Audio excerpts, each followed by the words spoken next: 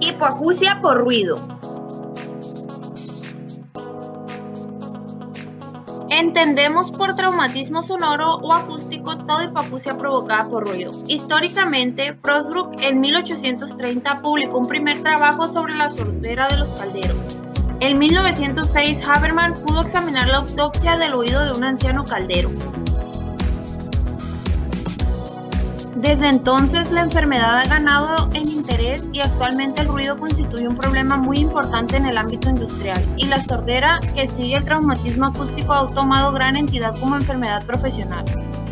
El resultado patológico de cualquier agresión sonora es una hipoacusia. A estas hipoacusias se les conoce universalmente bajo la denominación de hipoacusia inducida por ruido.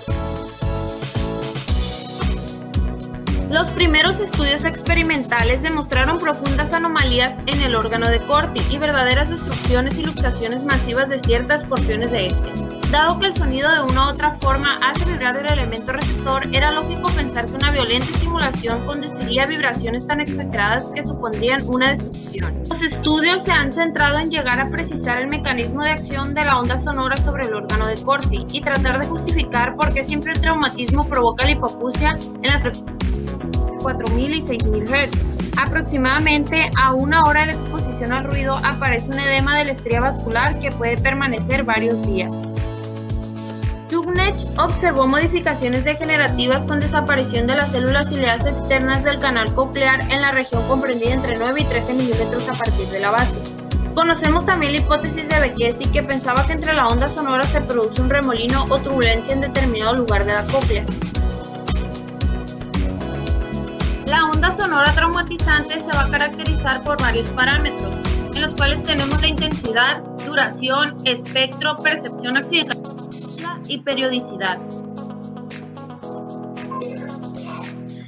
La fórmula de Weller calcula la nocividad del ruido en función de la intensidad y el tiempo. Lo más común es que los sonidos sean complejos y que, aunque pertenezcan a la gama de sonidos audibles, vayan acompañados de componentes inaudibles en el terreno, ya sea ultrasonidos o infrasonidos.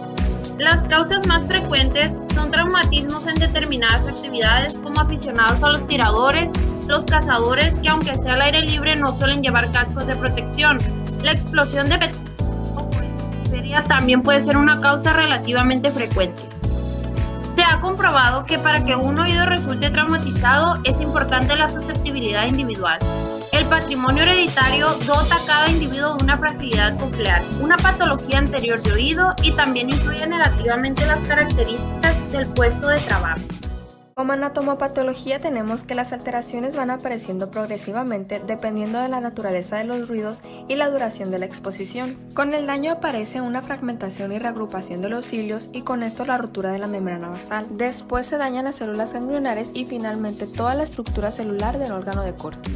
Existen dos teorías causales principales. Como número 1 tendremos la vascular, que es por disminución del flujo de la arteria coclo-vestibular. Como número 2 tenemos la macromecánica, que esta es por aumento de intensidad de tonos puros que produce una lesión en el área de percepción. En las manifestaciones clínicas el traumatismo sonoro a veces inicia con acúfenos. La hipoacusia no siempre la señala el paciente. A menudo estos no acuden a consulta más que cuando los efectos del traumatismo se añaden a los efectos de la senectud. Su curva audiométrica mostrará una hipoacusia de percepción con una caída fuerte en la frecuencia de 4000 Hz, que será como una V. En el tratamiento inicial se pueden prescribir vasodilatadores que favorecen la vascularización del oído interno durante la recuperación y reducir los fenómenos de edema. Este tratamiento debe seguirse durante varios meses ya que las recuperaciones se han observado al cabo de un año. Cuando los acúfenos persisten, que es la secuela más desagradable, se pueden administrar AINES y complejo B. La Administración de Salud y Seguridad Ocupacional regula la exposición al ruido por encima de un promedio ponderado en el tiempo de 8 horas de 85 decibeles. Un programa de conservación auditiva es el método reconocido para prevenir la pérdida auditiva inducida por el ruido en el entorno laboral e integra los siguientes elementos: monitoreo del ruido, controles de ingeniería, controles administrativos, educación de los trabajadores, selección y uso de dispositivos de protección auditiva y evaluaciones audiométricas periódicas. Además, la Administración de Salud requiere un mantenimiento de registros de los casos. Traumatismo sonoro crónico. Si el trabajador continúa en un ambiente ruidoso, habrá una pérdida temporal del umbral auditivo. Primero se producirá una adaptación y fatiga, después se agota el proceso de adaptación y pasará a una pérdida prolongada del umbral. La adaptación es el mecanismo protector del aparato auditivo. La fatiga es consecuencia de la alteración celular y el traumatismo del estado irreversible del fenómeno. El escotoma empieza en la frecuencia de 4000 Hz y se amplía a las frecuencias vecinas, y aparecerá una caída en todas las frecuencias agudas con inclusión de las frecuencias convencionales, y si se deja evolucionar, llegará a afectar a todas. Su aparición está ligada a la influencia de las cualidades físicas del ruido traumatizantes y factores individuales. Consta de 4 periodos. El primero, durante 10 a 20 días, hay acúfenos de tonalidad aguda con fatiga, aturdimiento y cefalea. De meses a años es audiométrico solamente sin clínica subjetiva. Se empieza a notar hipoacusia leve y déficit auditivo importante. Los acúfenos son persistentes e intensos y empieza por efectos negativos de tipo psicosocial. Hay dificultades en la comunicación, perturbación del reposo, perturbación del descanso y del sueño nocturno, disminución de la capacidad de concentración y sensación de malestar, acompañada de ansiedad o estrés. Factores de riesgo, entre ellos tenemos el sexo, la edad y determinadas patologías, donde se considera peor en el hombre y donde el aparato auditivo se vuelve más vulnerable después de los 40 años y donde exista daño previo o enfermedades al oído medio. Fatiga auditiva. Esta es necesaria explorarla sobre todo antes del inicio de la vida laboral del trabajador.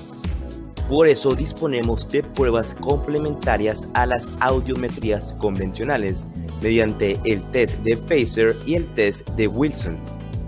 Manifestaciones clínicas según su forma audiométrica tenemos la de predominio unilateral, que se da ante todo en los pilotos de aviación, la forma sin escotoma, por una alteración de las frecuencias de 2000 a 8000 Hz y una forma con escotoma sobre la frecuencia de los 1000 Hz, por ejemplo en los ruidos de los reactores. Diagnóstico se basa en los siguientes elementos: existencia del escotoma sobre los 4000 Hz, déficit bilateral y simétrico, alteración del tipo de la percepción pura, mala discriminación en la audiometría vocal, irreversibilidad de las lesiones y cese de la evolución una vez retirado el ruido.